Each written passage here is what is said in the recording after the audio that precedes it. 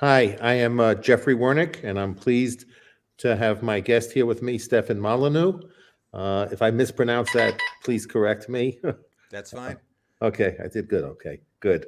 First, I'd like to apologize for us starting actually 10 minutes late. We It's had on some, me, entirely on me. They were ready. I had tech issues. It's totally on me. Sorry. this stuff happens, and we apologize for being on late, but here we are. I was a listener early on to Free Domain. I characterize myself as an anarcho-capitalist, and there were not many anarcho-capitalist podcasters. There still aren't many, but I remember that Stefan was. I guess he might have had the most widely listened to podcast among people who might have been self-described as anarcho-capitalists. Um, and so I listened to some of the episodes. I wasn't necessarily a faithful listener to any podcast or many podcasts at all, but I did occasionally listen when I found myself with nothing better to do. No offense, Stefan, but I prefer reading, and I was also busy working.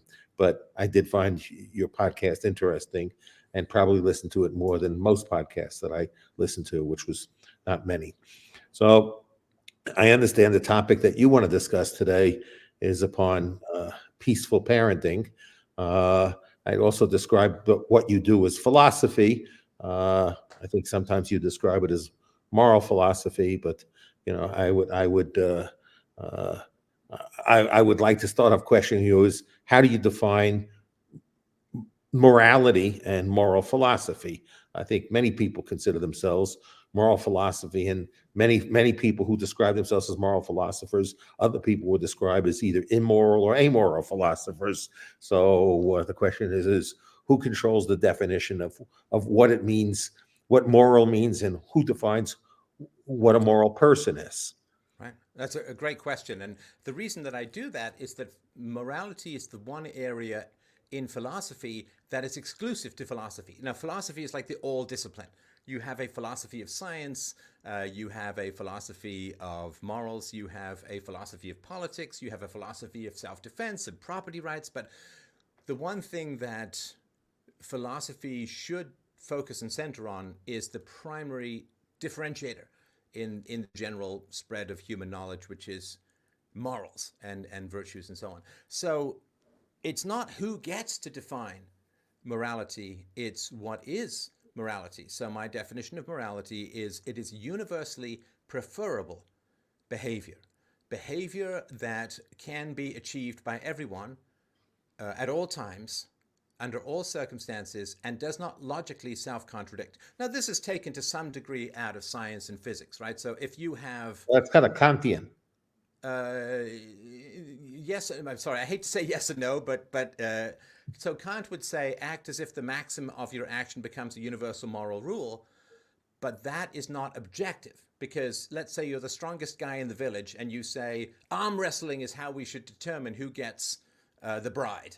Well, you'd be happy to have that be a universal rule because you are the strongest guy, so you're going to win that contest. Or the tallest guy saying the tallest guy should get all of the wheat or grain or something. So it's in terms of universality for sure, but what I'm looking for is a rigorous logical universality. So if you're in physics and you say, I want to come up with some conjecture or hypothesis about the behavior of matter and energy, well, the first thing that you have to do is show that your proof, or your conjecture, really, your proof comes later, that your hypothesis is logically consistent, right? So you can't say, well, the basis of my physical theory is that gases both expand and contract when heated. It's like, well, no, they can't do both. You can't say, well, the foundation of my approach to how the universe works is that gravity is when mass both repels and attracts each other simultaneously. It's like, well, no. So it has to have an internal logic to it. That's the first test.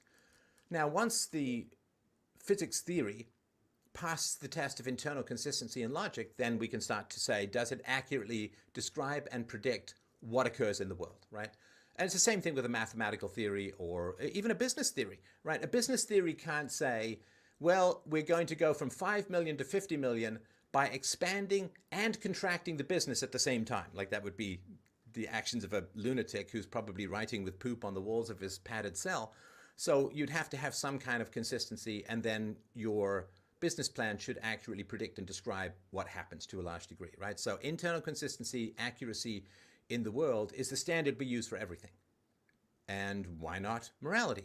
So when it comes to internal consistency, we have to say, okay, morality has to accept that there's universally preferable behavior. And if you argue against that, you agree with it. You cannot argue against the validity of universally preferable behavior. Because if someone comes along to me and says, Steph, there's no such thing as universally preferable behavior, therefore you shouldn't argue for it. Well, they're saying that there is that which exists and is valid, and that which does not exist and is not valid, and you should never argue for that which does not exist or is not valid, and you should always argue for things that exist and are valid. So that's universally preferable behavior. It's impossible to argue against the validity of universal preferable behavior because you'd have to deploy it in order to disprove someone.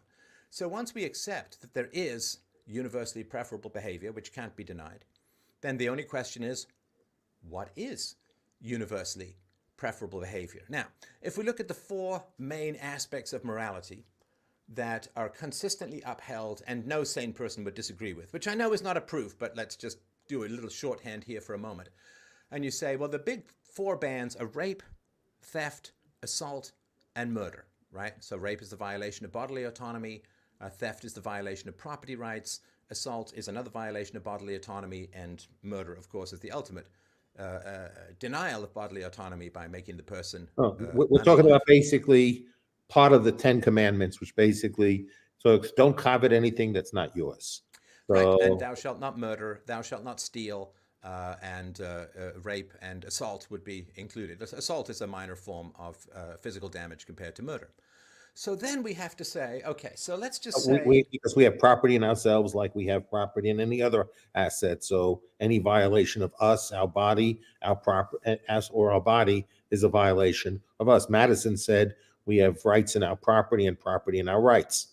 Yep. So, in that respect, anything that's a deprivation of our rights, of which property, which is our property, is a violation of us. So it would fall into that principle of, kind of consistent with the 10 Commandments, is that if it's not yours, not only don't take it, don't even covet it, don't even desire it. Right. So to the extent that that's possible to do, but that's the obligation. The obligation is not only to not do the act, the obligation is not to even think about doing the act, because coveting is more than just doing it. It means even thinking about it and contemplating it and having a desire to do it. And we're not supposed to even have the desires on anything that's not ours.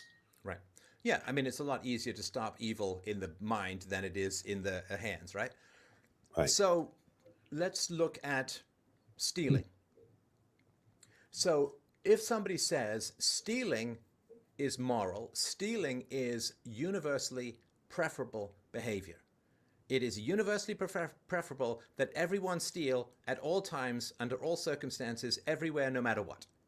Okay, so that's a hypothesis, right? And if that hypothesis, or that argument, that moral argument, if what it does is it results in immediate self-contradictions, then it's invalid. Because self-contradictions are exactly what Socratic reasoning is designed to tease out and reject, right? So in the same way that science, if your theory contradicts itself, it cannot be valid. So then we say, okay, so let's look at stealing. What is stealing? Well, stealing is the unwanted taking of someone else's property. Now, you can take other people's property, and they want you to, right? So if you are at a restaurant and they are like, hey, free samples, right? There's someone out front with a little tray. They got the chicken and the little toothpick in it, and they say, here's your free... Well, it's their chicken, but they want you to take it. If you take an old couch and you put it out on the side of the road with a sign that says, take me, then someone comes and takes your property, right? So it has to be the unwanted taking of somebody else's. That's not a taking then. That's not a taking. You're being given and you're accepting a gift, but that's right. not, you're removing the property, taking. But the person wants you to, right? Yes. So that's right. I wouldn't consider that a taking. Okay, but you are transferring property It It's a has to be the transfer of transfer of property property. against will. It's transfer of property based upon mutual voluntary consent. Right. And So, so so as that's long as there's love mutual making as opposed voluntary to rape. consent, there's no coercion involved. There's a Right. complete absence of coercion. Right. Yeah. So, I mean, I appreciate that clarification. That's a very good way to put it. So if we say that there's a moral theory called theft is universally preferable behavior, can this be logically sustained? And the answer is an emphatic no, completely. And that this is at two levels. One is that if theft is the good, then anybody who's not actively stealing must be doing the bad. Because if theft is the good, the opposite of theft, which is respecting property rights, must be the bad. Now, there's a general principle, which is a common sense principle. I call it the coma test, which is a guy in a coma can't be evil because he can't act. He can't make any choices. He can't execute on any of his choices. He's in a coma. A guy who's asleep, a guy who's can't be evil while you're in a coma. Now, if theft is the good, then the respecting of property rights, i.e. not stealing, must be the evil. But a guy in a coma isn't stealing anything. He can't steal anything, and therefore he must be evil because he's not engaging in the act of theft. Therefore, he's respecting property rights in that he's not stealing anything. And that's just a kind of common sense thing. So that's the first layer. The second layer is it's like ontologically, by its very definition, tautologically almost, it is impossible for theft to be universally preferable behavior because theft is the unwanted transfer of property, the undesired, unagreed to, unwanted transfer of property. Sorry, you wanted to mention? I think there's something to this is a moral argument on why many people say, which I would assert as well, that a free market capitalist system, or not the phony system that we have in the U.S., which is not a capitalist system. There are very few capitalists in the United States. Anybody, my definition, anybody that knocks on the door of government and asks for a privilege or a benefit is not a capitalist. They're a crony. So anyone who wants to tilt the playing field, outside of the context of the marketplace, to me is a crony. So real capitalists, wouldn't, rely upon all transactions being voluntary and mutually agreed upon. And if all transactions are voluntary and mutually agreed upon, then there's nothing done by coercion. Everybody is doing a trade. They're doing it based upon their own free will. And they're doing it because they're satisfied with the results of the exchange, because if they weren't satisfied, they wouldn't do it. And maybe sometimes after the fact, they might not be satisfied, but at least they won't think there was anything inappropriate about it. They just might have said, gee, I made a bad decision, and I hopefully will learn something that the next time I engage in exchange and trade, I'll be smarter than I did the last time. But the only person I have to blame is myself, not the other person, as long as there's not an act of deception. And if there's an act of deception, there's usually some recourse associated based upon the documents that are agreed upon at the time the exchange is entered into. So that makes capitalism, in my opinion, the most moral system, in the world. I agree. So let's just finish the proof for theft, and the other ones are very easy after that. So can theft be universally preferable behavior? No, because for theft to be universally preferable behavior, everybody must want to steal and be stolen from at the same time. But that's impossible. Because if I And many want, people want to steal, they just don't want to be stolen from. well, So if I say, if I but put, that's that. Then you're getting into lack of internal consistency, but lack of internal consistency is a very human attribute.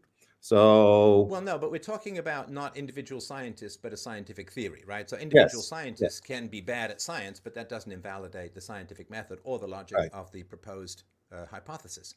So if let's say two guys, right, Bob and Doug, right? So if we say Bob and Doug must both want to steal and be stolen from at the same time, it's impossible. Because first of all, they can't just keep stealing from each other because there's, the property, let's say it's a phone. They keep stealing the phone back and forth from each other. But if Bob wants Doug to take his property, it's not theft.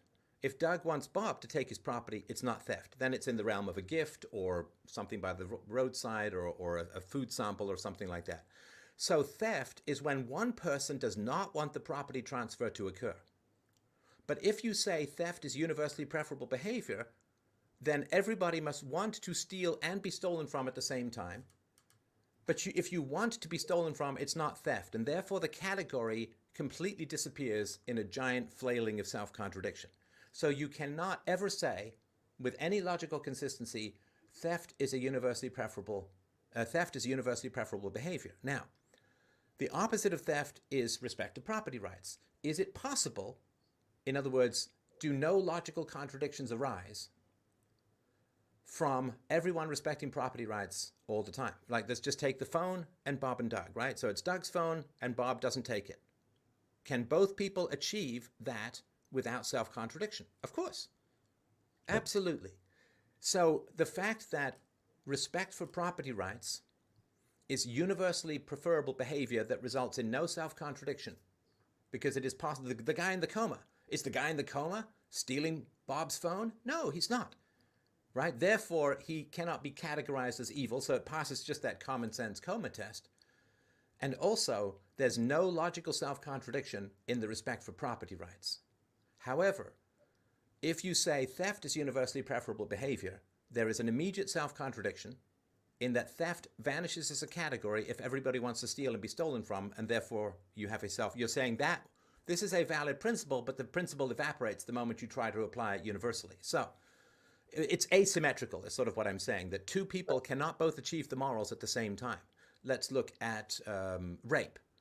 So, I mean, it's a sordid example, but it's one of the few unambiguously evil things. Like, you could say, well, I'm stealing something back, or, you know, the guy hit me first and therefore assault, or it's a boxing. Like, rape is one of these things. It's unsavory to talk about, but of course it is one of the few things where there's no moral ambiguity. So if we were to say something as evil as rape is universally preferable behavior, then everybody must want to rape and be raped at the same time. But if you want to be raped, it's not rape. It's then some, I don't know, weird kinky sexual thing or something like that, but it's not rape. If you sign a consent form saying this person is allowed to have sex with me, then it's not rape. And it's the same thing with assault. It's the same thing with murder. So rape, theft, assault, and murder Again, we're are still all going back to the same completely... concept. Sorry, The go same ahead. concept is if it is mutual consent among consenting adults who have the capacity, the mental capacity to know what they're doing, and they mutually consent, then it's okay. It's not okay when when one party does not consent and there's coercion involved. So Right. it's the introduction of coercion that makes the act evil and Right. and amoral and immoral. Right. So when it comes to defining what morality is universally preferable behavior, and a respect for persons and property is the only ethical system that accords with the need for universally preferable behavior. All other moral systems are not consistent with the requirements of universally preferable behavior. They all self-contradict to one way or another. And of course, if you try to enact a self-contradictory goal, you will simply fail, which is why coercion fails, which is why government systems fail, which is why fiat currency fails, and national debts and government education and just everything that is based upon asymmetrical coercion. None of it accords with universally preferable behavior and objective proof of secular morality, a morality that does not need the guns of the government. It's generally it's not voluntary. There is coercion involved, but many of these things are generally accepted acts of coercion. Parents accept the school system. They send their kids to school. Of course, there's coercion involved because there's a consequence associated with not going. There's more people are homeschooling now, but the reality is, if you have to show up, if you have to show up for, like when I was a student, when I was in school, I try and cut as many days as I could. Bare minimum. I was a good student. I got high test scores. So I didn't need to be in the classroom. But why was I in the classroom, and why did the schools force me to be in the classroom? Because how much money they get from the government each day is a function of how many people are sitting in the seat in the classroom. So I was forced to be in the classroom against my will. It was an act of coercion. And for me, I was a rebel. So teachers, on the one hand, they probably would have preferred I was not in the classroom either. So, but that is a generally accepted principle, even though it's an act of coercion. Like government is considered. People have a trade-off where they say, I'd rather have this government than I'd have, what they think would be the consequences of living under, an anarchist system, which they probably don't even understand very well. They understand the caricature of it, but they don't understand that with respect to anarchy doesn't necessarily mean an absence of rules. It means an application of rules where all the parties who are in that ecosystem agree to live under those rules, and there's free entry and free exit from that if they decide they don't want to follow those rules. So, but they enter into with consent, and there's no party that can force them to consent, nor can they force them to withdraw their consent. So these are rules that people mutually agree upon because they think there's a benefit for doing so. So they think it's a trade-off that they think they benefit from that trade-off. And when they think they no longer benefit from that trade-off, the transaction cost of exiting that community and going to another community is very low. So, but the world accepts a system where the transaction cost associated with deciding to exit a community and enter a new community. One, there are a lot of restrictions on you entering into a new community, and there's a high cost associated with exiting a community. Well, unless So, you vote for bigger government, then you're welcome to cross the border. so, uh, so, so I think one of the questions asked, to get into audience comment, children cannot consent. They do not have the maturity needed to do so. So here we have a system where accept hierarchy, where you have kids don't have the development to, I think many psychological studies show that, our cognitive skills we develop. Well, it seems to me, I think uh, most of society never develops cognitive skills, so that are free of significant amount of biases. So I think we're not a cognitively advanced species, but I think what I've seen in scientific studies that we don't become really cognitively aware. Maybe there's a better term than that until we're in our late teens. So the question is when people are developing their cognitive skills, what degree of autonomy should they have, and to what extent, uh, to what extent should they have to be, and what's to say that the parent necessarily is more mature than the child? Well, I guess we would cross our fingers on that one. I think the general principle should be you should get maximum liberty based upon your capacity to foresee the consequences of your actions. Right? So when we're adults and we see a bunch of candy at Halloween, we're like, oh, well, I don't want to get a cavity and I don't want to gain weight and I don't want to court diabetes because we can see the consequences of that. So we're not just based on this mammalian taste good kind of eat as much as you can. But as kids, they don't really see that.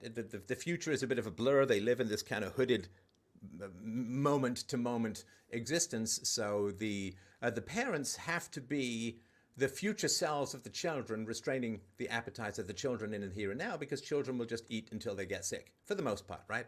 So as soon as children begin to develop a sense of consequences, then we let them have more and more liberty. And then, of course, the goal is by the time they reach, as you say, their late teens, they are able to navigate their way through life, knowing that there are consequences to particular actions which I lead to always wicked just I always experience. told my daughter the same thing over and over again.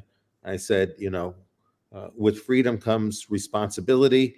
The more responsible your behavior, the more freedom you have. So as she developed better and better, uh, uh, as she became a more and more responsible person, I gave her more and more freedom. And I wanted her to have as much freedom as quickly as possible, and I wanted her to demonstrate the responsibility that she understood that freedom and responsibility are two sides of the same coin. So, in the real world, what happens if I have freedom and I go rob somebody, rape somebody, murder somebody, or commit something where I violate somebody? I use my freedom to deprive somebody else of their freedom. Then I ultimately lose my own freedom myself.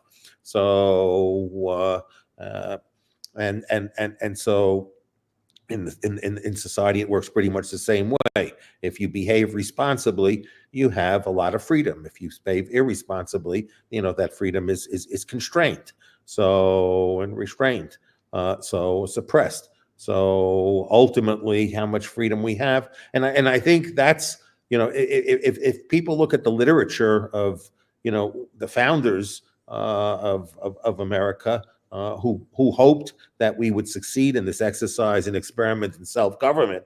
Uh, One of the things they talked about, there are several things they talked about. They said ultimately the constitutional republic would not last if people were not virtuous. So they thought you can't have self-government with people who lack virtue. So you could say virtue or morality, but if people lack virtue and morality, then ultimately the consequence will be the exercise in self-government is not going to succeed. And Well, if you look at they also expected people to be well educated. So they expected people to be literate, well read.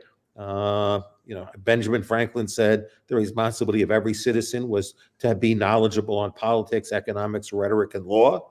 And if you looked at a lot of the stuff that like Thomas Jefferson and George Washington talked about, they were big advocates for what now would be considered, a STEM curriculum. So they wanted people to pursue science. I mean, and look at the brilliance of, Thomas Jefferson, who designed and engineered, Monticello. So he was not just a great writer of a Declaration of Independence.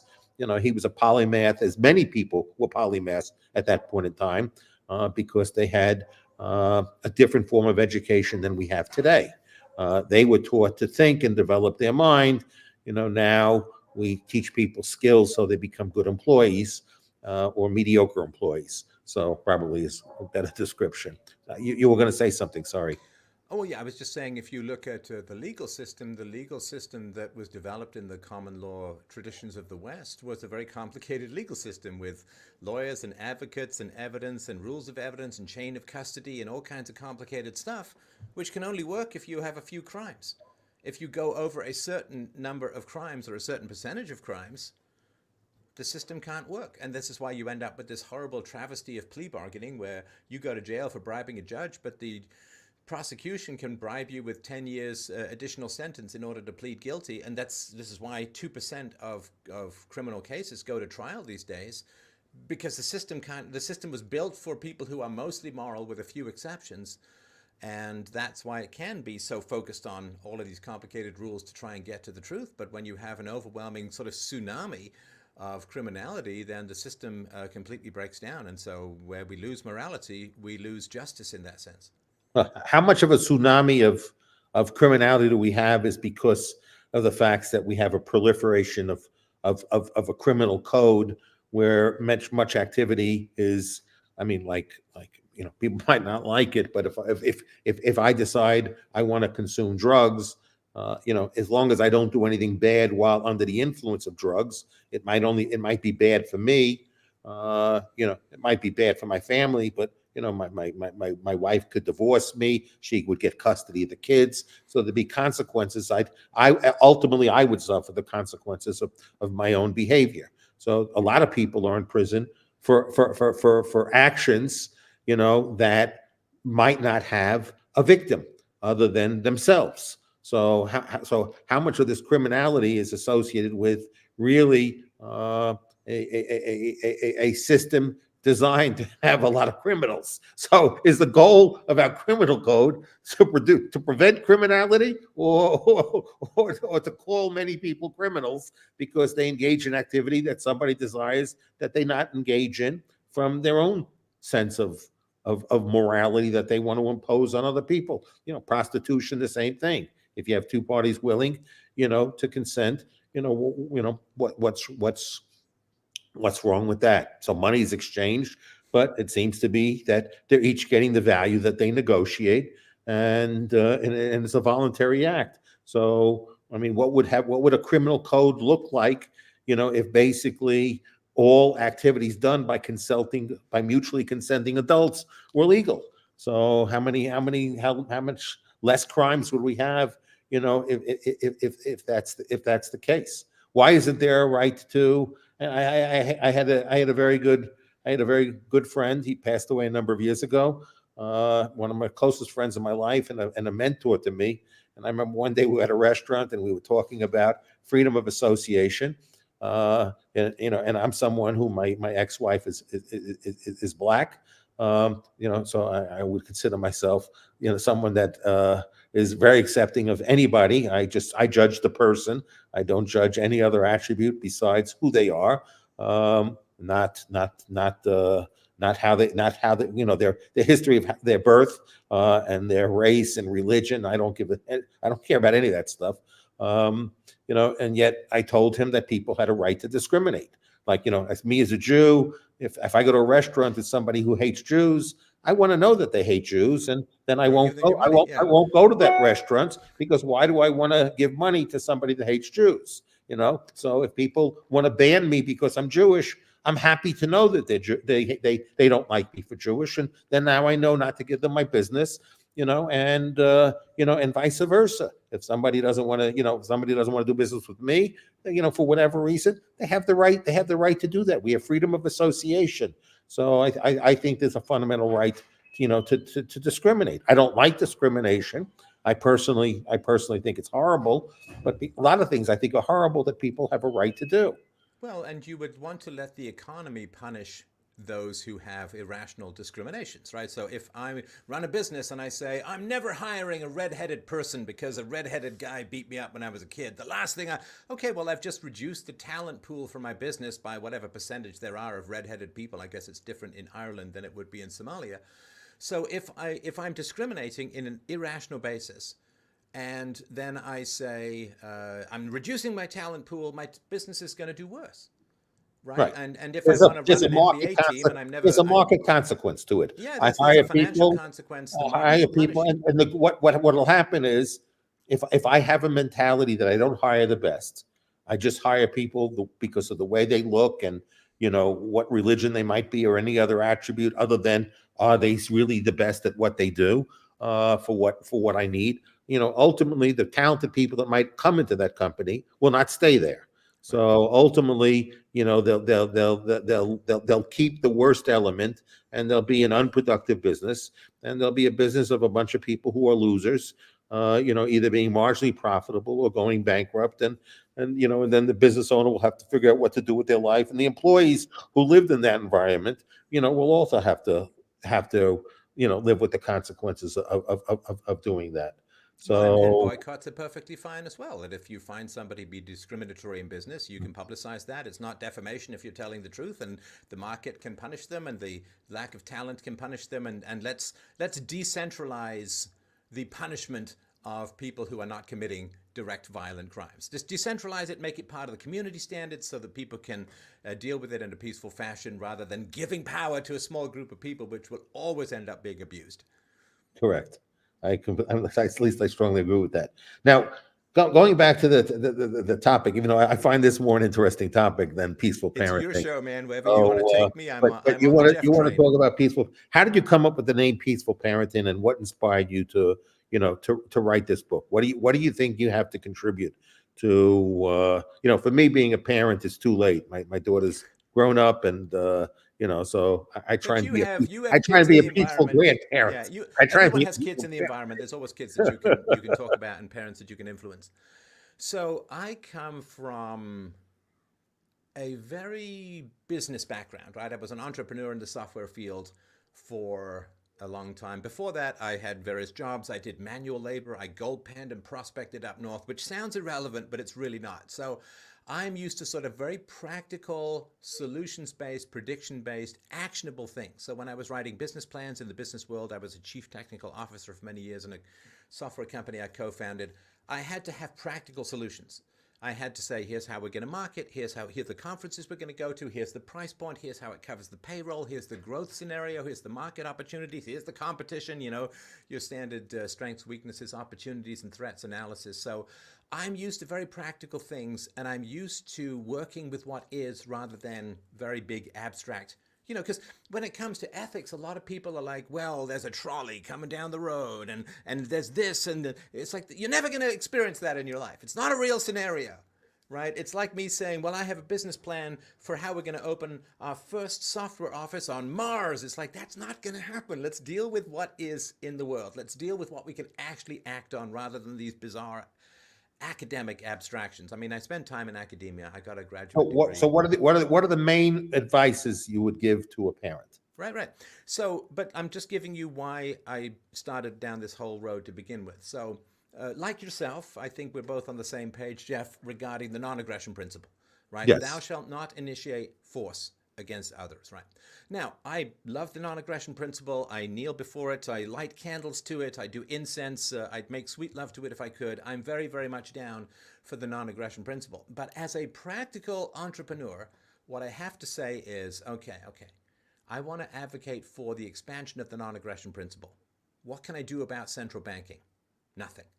What can I do about foreign policy? You can advocate for Bitcoin. Well, okay, I can do that, but in terms of direct changes to violations of the non-aggression principle, I can't change foreign aid. I can't uproot government schools, though I'd love to. So what can I do? So what I did was I looked at what is the widest violation of the non-aggression principle that we can do something about, that we can act on immediately if we want, right? So it's not that hard. I mean, to figure this stuff out, at least for me, is I say, okay, well, the biggest violation of the non-aggression principle would be, say, child abuse. And that's something we can do something about, right? You cannot beat your kids.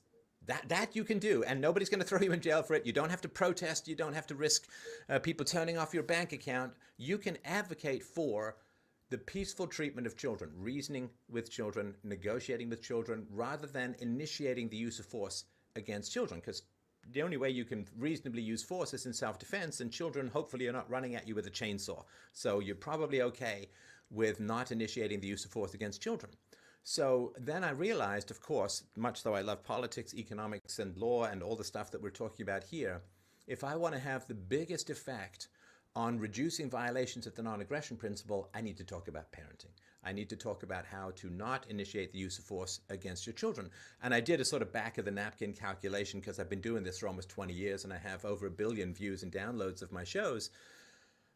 I think it's about 1 billion to 1.5 billion reductions in violations of the non-aggression principle through what I'm talking about with regards to parenting. And I could have spent the whole time railing against government education, but I wouldn't have closed any schools. I wouldn't have privatized anything. So I really wanted to part this veil of joy and pain with having tangible, measurable results, because that's, manual labor, you need tangible, measurable results. When it comes to running a business, you need tangible and measurable results, because otherwise you can't have a payroll. So when it came to moral philosophy, I'm like, hey, I love the theory stuff. I love arguing trolley problems and, you're hanging from a flagpole and you have to kick in someone's window to survive. And can the hungry guy steal a loaf of bread? These are all very interesting things, but they don't actually happen that much really in our lives. So getting back to the issue of the violence with respect to parents. So it is illegal for parents to abuse their kids. So. Well, not here in Canada. Maybe it's, and I don't think in America, in most places. So in America, you are allowed to initiate force against your children. What should be the consequence if you have one is mental abuse worse, less worse, equal to in badness and evilness compared to physical abuse? I mean, well, okay, so let's get to your first issue. You're focusing on corporal abuse. But I don't know if kids are more damaged by mental abuse than corporal abuse. So I think there are many forms of parental abuse. But then the question is how does a young child get recourse? And what's that recourse? I mean, because what's the option? I have my parents who are dysfunctional parents who still might love me, but they're dysfunctional because they got their own problems. And so it's not like they are, the consequence of their behavior is evil. It's not that their intent is evil. It's the consequence of their behavior is evil because of their own limitations as individuals. So, but then the question is, if you're not raised by your parents because they behave that way, then what happens to you? Right.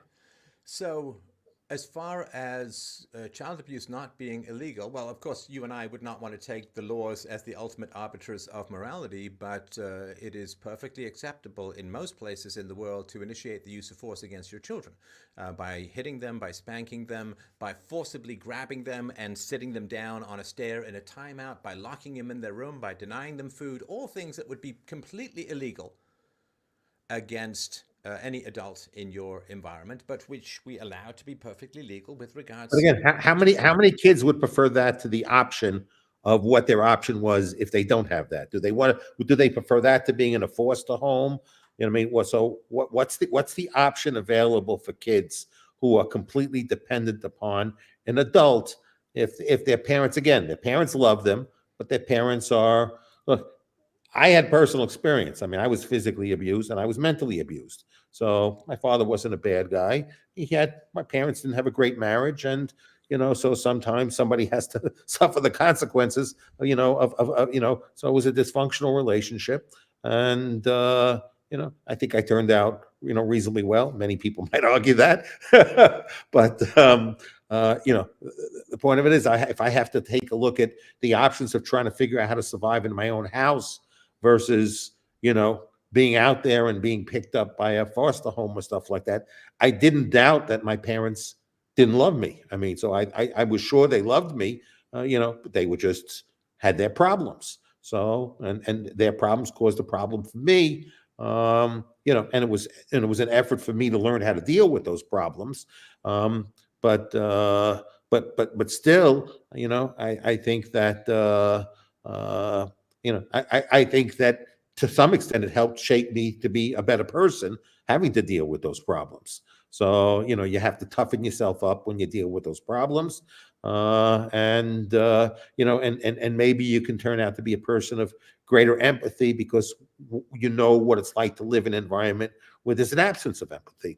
So I understand all this is bad.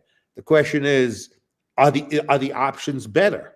So, I mean, me given the choice, well, I can't say one day I actually, one day when my father was teaching me how to drive and didn't like how I was driving, he left, he got out, he had me get out of the car and on a highway, and he took off and he left.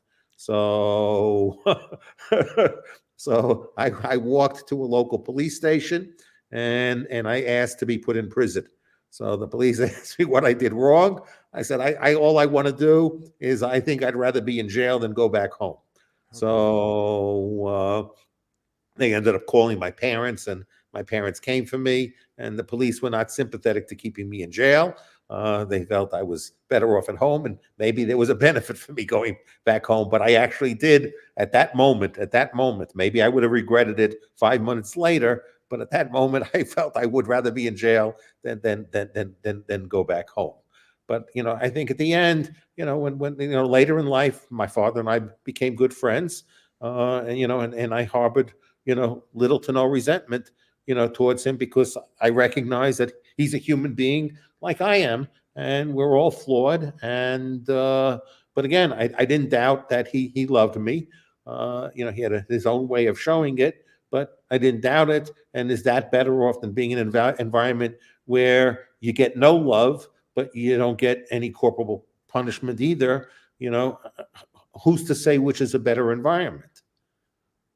So Yeah, this is as a society, and for those individuals, what are we better off? Do we want to fill up prisons with every parent that abuses their kid in any form, whether it's yelling at them with insults or spanking them? I'm not talking about physical violence in a way that's really brutal. It might sting for a few minutes, but it's not leaving a permanent scar on you. Well, it might leave an emotional scar, again, the question is really what's the option to that? I still want to know what is the option to just the fact that there are certain problems, where the situation is not great, but the alternative is even worse. Well, yes, but of course, the foster care system is a statist invention. Like there are lots of other options that you can have. I mean, and we certainly would want to take out children from an environment where they would be killed or raped or assaulted with grievous bodily harm. And I just wanted to say, like, I know for both of us, childhood is quite a ways ago, but I really am sorry for what happened with you as a kid. That sounds to I want have to be in prison is tough. I have no regrets because I think I became a better person because of the Yeah, challenges. but it could have gone either I way. think the challenges It, I faced in life. I think that it's given me a sensitivity to things that I might not have a sensitivity to if I didn't go through what I went through. So I insist. I think it made me a better person. So it wasn't fun going through it, but I think I think the benefit I've had the rest of my life for going through it. I think, of course, at the time I was going through it, I didn't see the benefit, but now as I'm older and and I have more maturity, hopefully, I'm able to now enjoy the benefit, of living in a in a challenging environment. So, and yes, it could have gone either way, and it's up to us to determine which way it goes. That's life. yeah, but you're like the Samuel L. Jackson character in Pulp Fiction, where the bullets just happen to go all around him rather than through him. So the fact that you flourished, which is really testament, Jeff, to your great morals and resolution and willpower and maturity, but most people don't, right? Most people do not flourish under situations of maltreatment as a child. So you judoed that adversity into a positive, which is to your eternal credit and massive congratulations for changing that direction. But most people don't. Most people don't. And so as far as the solution goes, well, for me, of course, the solution is, advocacy and education, not with the goal of saying, well, everybody who touches a child in anger is irredeemably evil. Like, I understand that people grow up with their own histories. They believe that what they're doing is the right. They may never have heard of the options. In the same way that if I meet a guy who's a big fan of the government, of some government program, I don't say, evil, evil. It's like it's a matter of education and listening to people and having them understand that violence is really not the solution to our complex social problems. It's not the solution for charity. It's not the solution for drug addiction. It's not the solution for other forms of social dysfunction. It's not the solution for the military. It's not the solution for children's education. Violence is not the solution.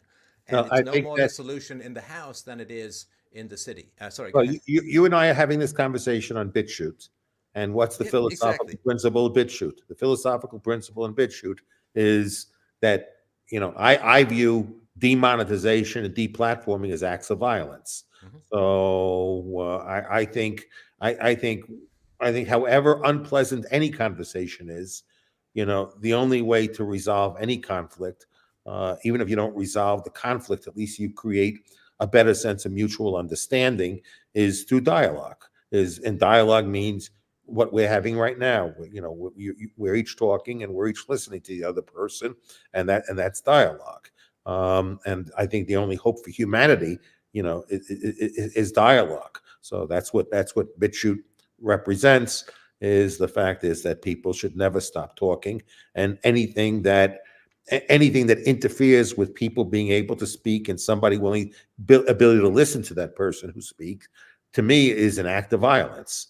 And no acts of violence should be condoned. And the fact that we've become so insensitive to many forms and expressions of violence is a sad statement about us as a species, in my opinion. Well, I certainly agree with that and very heartfully spoken. So, yeah, so I would say that educating people about the use of peace in negotiations is really, really important. And negotiation and nonviolence, and I would say, because I'm not a pacifist, self defense is fine. But when we talk to people about negotiation, communication, and nonviolence as the way to solve human problems, well, we have to start teaching that language to our kids as early as possible. Right now, of course, like when I have a daughter as well, and we put her in the baby cage, right? We put her in the crib, right, which has the little bars, and that's because she would roll off and fall over. So obviously a certain amount of care and restraint and all of that is if your kid is running towards the traffic, you pick them up and so on, right? And so that's all fine. But the problem is, if we use force to teach our children, then what happens is they grow up thinking that force is good. Because look, force protected me. Force, you've probably heard these people who were beaten within half an inch of their lives, and they say, "Well, I was a real brat. I deserved it. My parents were doing the right thing. I would have done very badly without that." And so then they're saying, force in authority is necessary for life. Force in authority is necessary for virtue. Force in authority is necessary for social functioning. And then if you take that approach to children, they grow up thinking, well, we have to have a government, otherwise everything will be chaos. And it's like, but that comes from the fact that they were treated with violence as children, and they've internalized it and said violence is good in the service of a social good. Violence is good in the service of a moral growth. And we need violence because if my parents didn't beat me, I would have just run into traffic. And then they grow up thinking, well, without a government, everything would be chaos. Nature red in tooth and claw, dogs living with cats, the old jokes, right? So Well, that's why. Well, that's the mentality that politicians feed. I mean, what they sell is fear. That's the product they sell is fear, and they're the answer to the fears. So they want us to be. They want us to surrender our freedoms, and the best way to get us to surrender our freedoms is to instill fear in us, since the bottom of the Maslow pyramid is the need to survive. So as long as they keep us at the level of the bottom of the pyramid, where we're always concerned about our survival, and our survival depends upon them, okay, then they make themselves a lot more important. When we're an advanced species, where we're at the top of the Maslow pyramid, then they become irrelevant in our lives because we're fulfilled and we're enlightened individuals, and we understand that ultimately this is our personal responsibility. And so once we have that sense of personal responsibility, then we don't want to engage in coercion against other people, nor do we want to be coerced. But if we live in fear, we embrace coercion because it's the coercion that protects us against our fears. So ultimately, that's what they need to sell. They need to sell. There's always the boogeyman out there. There's always the enemy, the terrorist. Somebody's got to be caricatured, in a way that makes them somebody that we should be fearful of, and they're adversely impacting our life. They're the scapegoat, and the only people capable of solving this problem for us are the people in politicians, and that's why these campaigns, negative campaigning, works much better than people talking about the things they're for. So, we got to put tariffs on because China is evil. We got to every person entering the border, was hand selected, by Maduro as a rapist or a criminal or a drug dealer, and that's why they're being sent to invade the country, to overthrow the government, or Democrats telling us, that we can't make decisions for ourselves, and we should be deprived of free speech because then our democracy can't be preserved because misinformation gets in there, and they need to be the gatekeepers to make sure, because we don't have the capacity of taking care of ourselves. Ultimately, if the way the politicians describe us, we really should not have the right to vote. If we are that dumb, if our judgments, one day I was at an event, and I was sitting next to some politician, and I was trying to speak to them about school choice. And the guy and the politician told me, well, our worried is the fact is that, in my district, I think the parents would make bad choices. So have you ever thought about the fact that you're a consequence of that bad choice? If you're telling me the same parents who you think can't choose a school well, they're the ones that voted you in office. So how confident can I be in your opinion, given the fact that you're acknowledging that you're in office because you got picked by people who you think suck at making decisions? So that's our political process. Our political process is the politicians think we're stupid. They think we make bad choices, and yet they're the ones who are the product of those bad choices with the power of coercion over us. Think about how perverse that is. Well, and people don't really choose in a political sense. They're just bouncing off fear and greed. right? So, well, if this person gets into power, it's going to be the end of democracy and it's going to be the end of the world and there'll be World War III and we'll all be nuclear shadows on the sewage plant wall. And as But opposed we to, already well, we but already if know you no vote matter. for me, if you Yeah, vote for we, me, I'm going to double your income. I'm going to give you free stuff. I'm going to, there's just bribery and threats, which goes back to bad parenting. Sorry, Jeff, go ahead. I said we already know right now that that that this is the last election we're ever going to have in the history of the Ever, apparently. Yeah. Okay. Both parties, both candidates agree with that, for different reasons, but this is the last election. So at least we'll never have to worry about making a decision again in the future about who represents us. So we might be better off if that was the case. I don't know. But, people should go out and register and vote now because, this is your last chance at ever voting in an election ever again in your life. And Well, it's a by the funny way, thing too. anyone who believes that, call me, and I would like to make a bet with you. Text me, whatever, and I'd like to bet with you that there will be subsequent elections. So I want to know how many people, will back up this claim that they're making, including Elon Musk, that there won't be another election if Trump loses. Either No, way, no, but come on. whether To it's a be Democrat fair, or yeah. Republican, just I don't care. I just want anyone who's making a claim that after this election there'll never be another election. That I want to do a friendly bet with you. I don't want to do anything illegal, but a dinner, something like that. I want to see how many people are really willing to collateralize that bet and risk something of value to them with that statement. Well, to defend Elon, and I don't want to speak for him, of course, I think his argument is that there will be other elections, but there'll be so many people in the country that have been imported or incentivized in through a lot of free stuff who are going to vote for the Democrats that it's kind of like California. It used to be Republican, now it's, almost completely Democrat and will be pretty much until the end of time. So his argument is not that there won't be any elections at all. His argument will be that they're importing so many people who are going to vote for the Democrats that there's no functional chance for the Republicans to win in the future. I think that's his argument. Yeah, I heard this. I heard that argument that basically we're going to that somehow all these people we know are them. Well, it seems Trump is talking about how well he's doing with the Hispanic community, so he seems to be doing reasonably well with all these people that supposedly only vote Democrats. Apparently, they don't only vote Democrats, and from what I see, long-term studies show that when people, that the second and third generation, they tend to represent they tend to be not any different than any other cohort. So it might be true of those who are coming in now might have a tendency to be more Democratic and Republican, but their kids but that doesn't mean their kids and grandchildren will be different. It doesn't mean that they'll have a permanent majority. And I challenge Elon Musk's point of view that what made California a one-party state was illegal immigrants, because California became a one-party state before there was a huge influx of illegal immigrants. So it's just Oh not. no, but there was the amnesty. It's a factually incorrect statement. But there And was the amnesty and and the illegal break-in, right? immigrants, don't vote.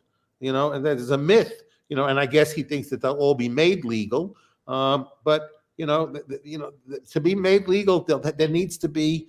The president cannot legalize illegal immigrants. So it has to be an act of Congress, to do that. And I have not seen, I have not seen there to be that type of majority that the public will find accepting the fact that we're going to take 20 million people who came here illegally and we're going to all in 1 year make them all citizens.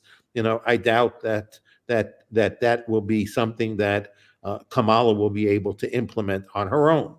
So, and we should have better trust for the American people. I mean, so Elon Musk's statement is basically says we don't trust the American people at all. So we got to trust an authoritarian leader, rather than the American people, and that the American people are that stupid that basically, all these policies will be implemented and Congress will bless all these policies, and the people who do that will end up getting reelected over and over again. I'm very skeptical of that. skeptical that ultimately people vote their wallet. People are not that. There's a small group of people who will vote party no matter what, and then there's a lot of independents that will vote what they view as their self-interest, and that's including the immigrants that come in and become assimilated, and their values become not much different than anyone else's values. So I think these statements are just untrue, and there's no evidence. And to take one state and generalize the whole country for one state, based upon a very poor evaluation of the data, is a sort of like anecdotal. I think Elon Musk, I think, is smarter than to apply anecdotes to situations. So I heard what he had to say, and I think it's as dumb as his statement that you can have freedom of speech without freedom of reach. If there's no freedom of reach, there's no freedom of speech. So if you can say something but nobody's allowed to hear it, then what's the point of having freedom of speech if the fact is that it's like you and I having a conversation. I say, Stefan, you and I are going to have a conversation. You're here, you can talk, but I'm muting you. So nobody hears the audience doesn't hear anything that you have to say. You can talk, all you want, but you're muted. And would that be considered freedom of speech? Well, Elon Musk, that's Elon Musk's definition of freedom of speech. So I think it's an asinine, stupid, moronic comment. And I think his comment about California is equally moronic. So, but I guess he's gone all in, and on this election, and I'm all out on the election. I don't care who wins. So my Bitcoin will be worth more no matter who wins, and I'm confident of that. And so I take responsibility for myself, and I don't worry about what Washington can or can't do for me. I'm more concerned about what it wants to do to me or for me.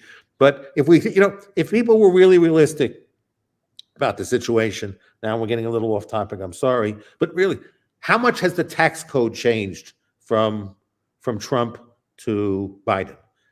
Are Americans paying significantly higher taxes? No. I think the capital gains went up, if I remember rightly.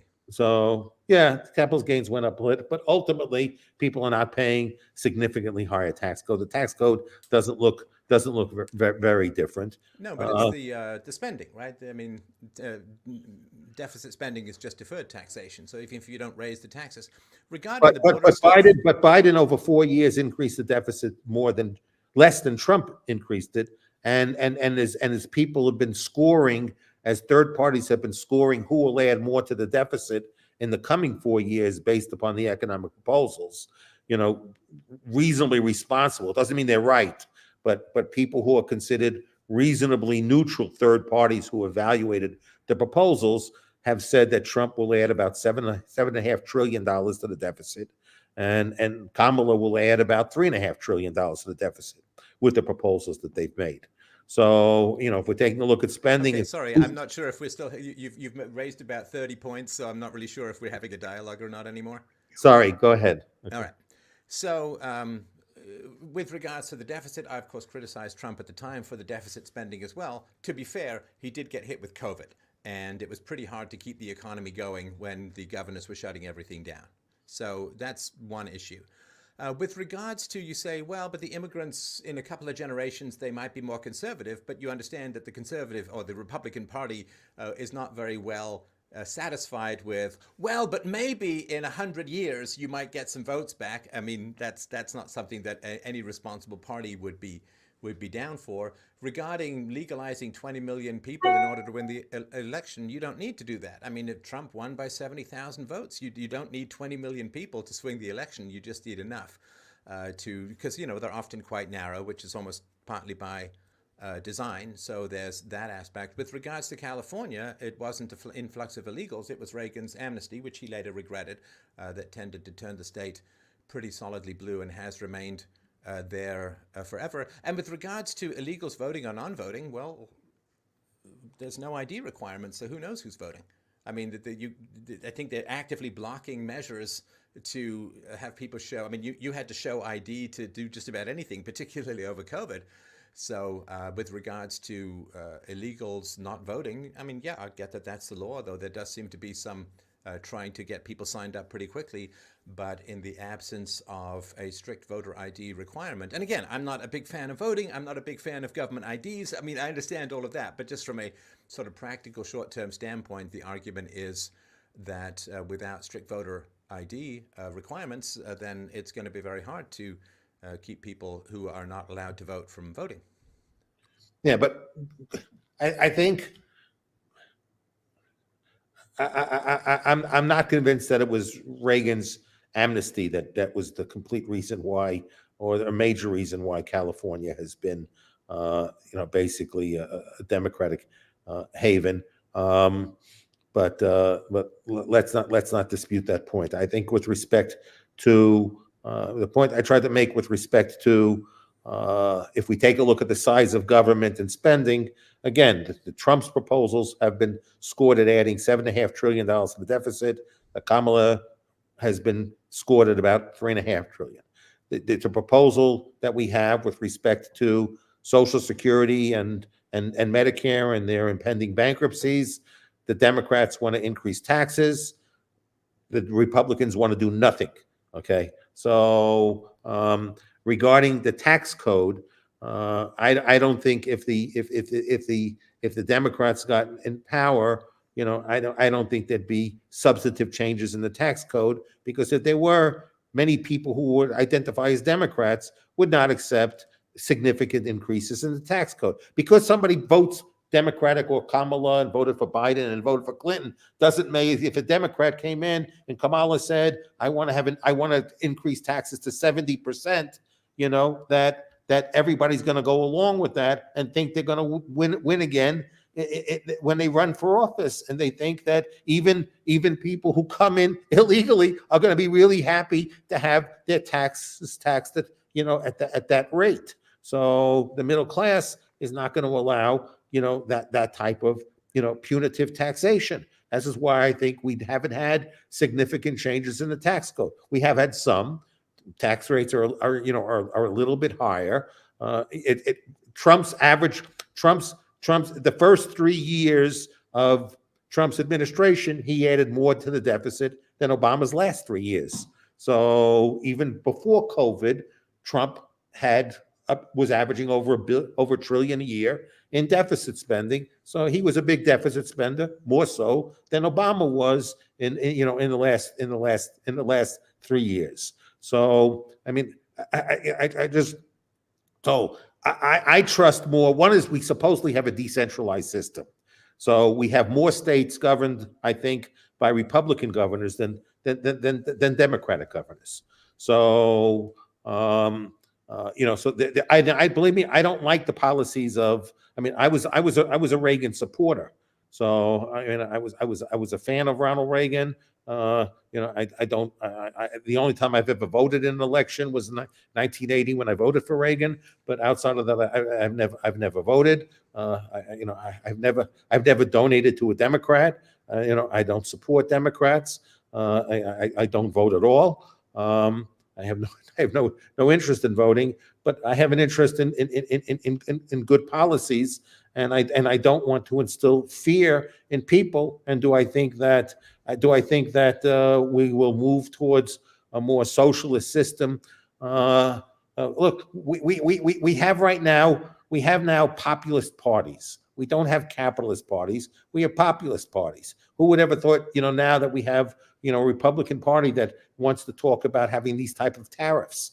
We basically have parties advocating, industrial policy. You were going back and you say you focused in on the issue of how to rein in big government. For me, the best way to rein in big government is money. I think people should what's the benefit of holding Bitcoin? Get the money out of the banks. The banks are the main instrument for surveillance. The banks is the main instrument of how government funds itself. The big part of what the money that you go into deposit funds government, because government banks hold a lot of government securities. They hold more government debt than they do lending. So if you want to deprive the government of money, keep your money out of banks. So I think that would shrink government if more and more people just kept their money out of banks and put it into, I don't like the other crypto. I think they're all shit coins. But, Bitcoin is different. And I think people should keep their money in Bitcoin and starve the government through starving the banks. So I think that's the most effective way. And even the people like Ben Franklin and others, Thomas Jefferson believed that, and James Madison, that as long as we have a fiat regime, that tyranny is inevitable. So so the question is, if we want to avoid the inevitability of of tyranny, it's through the money. I mean, I'm very sensitive to people being good parents and people being moral individuals and people being decent human beings and people living by the non-aggression principle and people living in a way that you talk about as being internally consistent behavior. And I think you've been a great spokesperson, on those issues. And I think we got to keep focusing on those specific issues and really avoiding politics, because I think politics brings out the worst in people, not the best in people. I think the work you do in philosophy has an opportunity of bringing out the best in people, not the worst in people. Which is why I'm happy to have you as a guest and advocating not only peaceful parenting, but peaceful in all attributes of human life and engagement. So, what more do you plan on doing to advocate the fact that you know your perspective on moral philosophy and how you can continue to influence more people? Well, I mean, of course, I've been pro Bitcoin since 2011. I think I did my first show on Bitcoin. I've spoken at a number of Bitcoin conferences. I would rather replace the phrase "orange man bad" with Trump with "orange money good."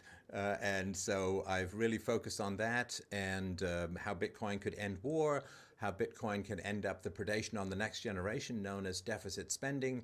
And the hard money that's decentralized is really our only chance and it's a technology race, right? Because the technology of Bitcoin and decentralization and places like Bitchute and so on, that's racing against centralized social credit scores, 15-minute cities, CDBCs, the Great Reset, all of this terrifying anarcho-tyranny that seems to be technologically thundering across the landscape like the four hellish horsemen of digital death.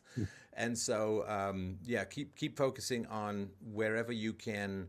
Focus on decentralized solutions wherever you can focus on nonviolent solutions, whether it's parenting or crypto, Bitcoin in particular. I'm really not a huge fan of the other ones either. The king is the king and shall not be unthroned. So I think focusing on that, ways that you can practically enact virtue within your own life, honest conversations with people about the violence they don't even know that they support. I want to give people the free will to choose between good and evil rather than propagandizing, rather than being, in the matrix of propaganda where they can't really make any decisions other than going with the herd and the flow. So just continue to have these kinds of conversations, continue to talk to people about truth, reason, and virtue, and hopefully that'll be carved on my tombstone and people will occasionally drop a flower or two in the centuries to come. How do you think people like you and I and people where we might have differences in subtle differences, but the overall themes I think we're in general agreement on. How can we all cooperate together to have more an impact on our respective countries and the world? You mean other What do than you by think we doing could be what we're doing? doing and have these kind of conversations?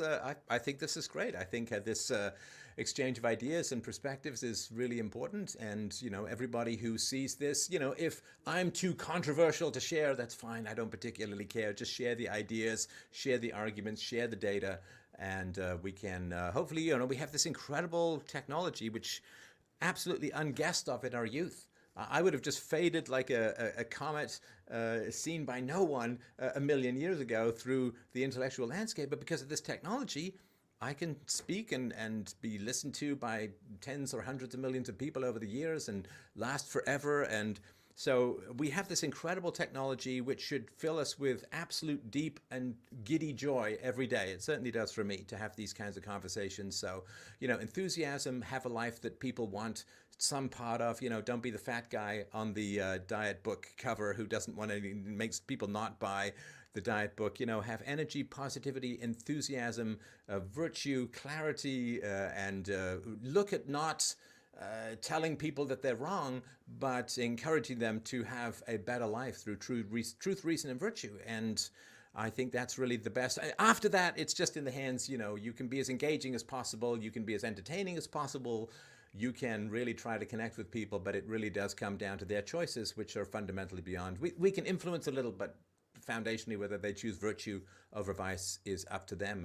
And I have only myself to control. I cannot control anybody else. And as long as I feel I've done the best job in promoting philosophy and virtue and truth and reason and all those good trivium virtues, then I can sort of rest relatively content with a good conscience. And if evil arises from other people listening, and I've done my best, that's not a responsibility I can take on. No, excellent answer. I want to just ask a couple more questions. What are you working on a new book? Yes, so I actually started off in the art world. I was an actor at the National Theatre School here in Canada for a couple of years. I've produced plays, written plays. I've acted. I played Macbeth, and so on. So I'm working on a novel. I'm really interested in. So for many years now, I've taken call-in shows with people, and they can talk to me about anything. But what they most want to talk to me about is when their life has hit significant problems. And what I do is I go through their childhoods, I go through their histories, and we try to unpack which turn they made, which turn they made. Like I was talking with you, the turn that you made to become a better parent despite having been badly treated. So we go back to the origin story and where, if you're a couple of degrees off in a very long voyage, you can end up in a completely different continent. So it's all those little decisions at the beginning of things. So I'm working on a novel where a man and a woman's life are terrible, and then it's in reverse. So it starts at the end, and then we go back and we see the decisions that are being made that have them end up in that bad place. And then the last chapter in the novel is the first time they make a bad decision, so that it really tells people the end. Like you can then taste the recipe by looking at the recipe book and make better decisions thereby. So philosophy is about prevention, not cure. It's like nutrition.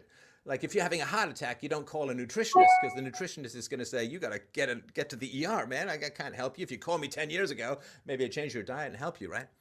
And so I really want to remind people that it's the small decisions you make today that is the quality of your life in 5 or 10 or 20 years.